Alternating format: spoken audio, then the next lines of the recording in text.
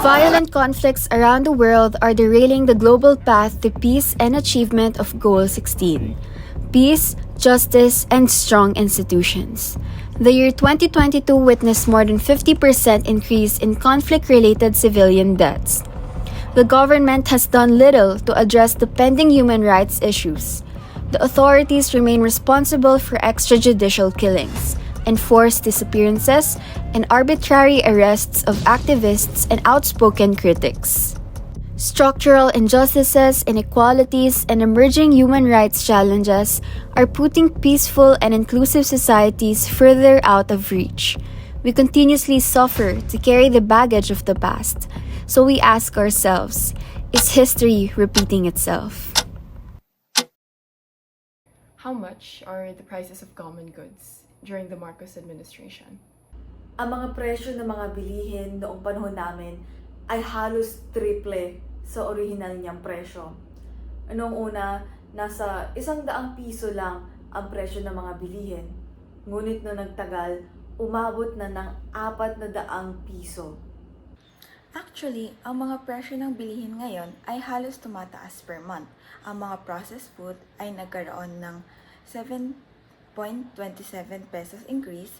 Ang non-processed food naman ay tumaas ng 9.75 pesos. 40 centavos naman ang itinaas ng diesel. How much was the expected salary of an employee during his administration? Pababa ng pababa ang sweldo noong siyang namamahala. Ang mga taong nakapagtapos ng kolehiyo nagsimula sa halagang 127 pesos. Pero unti-unti ito bumaba ng 35 pesos. Kapag hindi ka naman nakapagtapos, ang inisyal na sahod ay 89 pesos hanggang sa naging 23 pesos na lang ito. Ang minimum wage naman ay tumaas kumpara dati. Noong January 2023, nagkaroon ng 16 pesos increase. At noong June 2023, naaprubahan naman ang 40 pesos increase sa minimum wage. So far, increasing naman ang minimum wage. Sana ay magtuloy-tuloy ito. What was the employment rate during the Marcos administration? Nawalan ako ng trabaho noong panahon na yon. Ngunit hindi ako nag-iisa. Halos umabot ng 1,000,000 Pilipino ang nawalan ng kabuhayan. Samantalang 5,000,000 Pilipino ang binabaan ng oras ng trabaho o binabaan ang sweldo.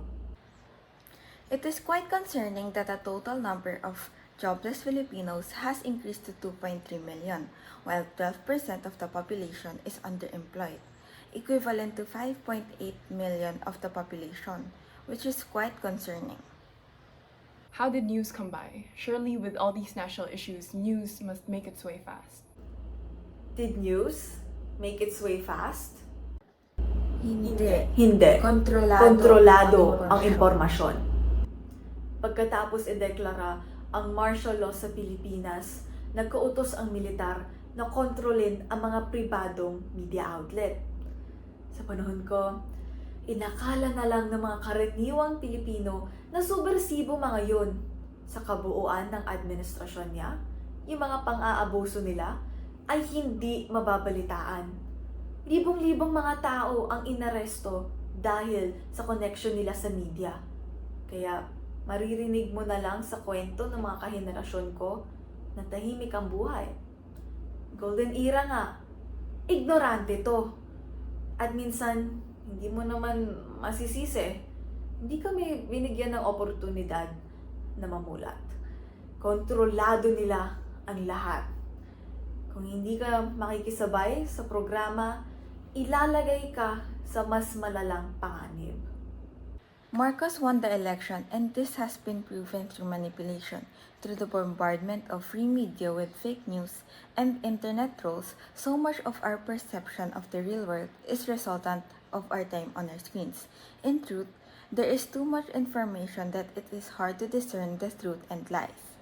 Tsaka, para sa mga taong nagboboses ng kanilang mga nasaksihang pang-aabuso at pagkukulang ng gobyerno, red tagging ang naging sagot sa ilalim ng Administrasyong Marcos.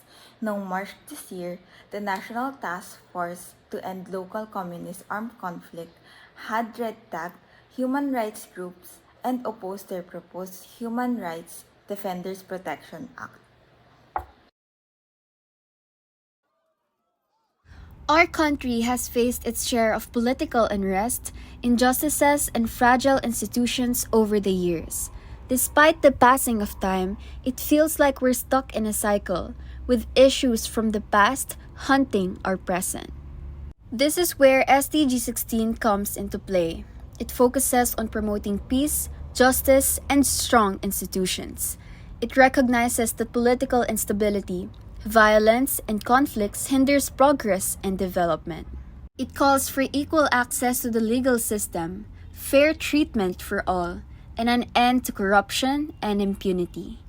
It emphasizes the importance of having transparent government bodies, efficient public services, and systems that protect human rights. Now, how is this relevant to our story and the persistent challenges we've faced? Well, SDG 16 encourages us to work towards a society where the rule of law prevails, where corruption is rooted out, and where our institutions are transparent and accountable to the people. To meet Goal 16, action is needed to restore trust and strengthen the capacity of institutions to secure justice for all and facilitate peaceful transitions to sustainable development. Practice being wise. W. Warrant for action. Use online media platforms effectively to advocate for solutions. I. Involvement. Practice one's human rights. In order to achieve justice, knowing what you are entitled to goes a long way. S. Stay informed. Follow official organizations to stay updated with current news. E. Elect. Take advantage of your right to vote for the leaders in your country and the local community. Dream, believe, act. For a future that's worth the effort. Lola, salamat po sa patuloy ng pagsikap nyo. Bagamat ang dami niyong pinagdaanan, saksi kayo sa patuloy na paghirap ng ating bansa sa kabila ng mga lumipas na taon. Pangako ko sa inyo na gagawin ko ang lahat ng aking makakaya kahit sa maliliit na paraan upang magkaroon ng pag-unlad ang ating bansa. Gagalak ako na ganyan ang iyong pag-iisip.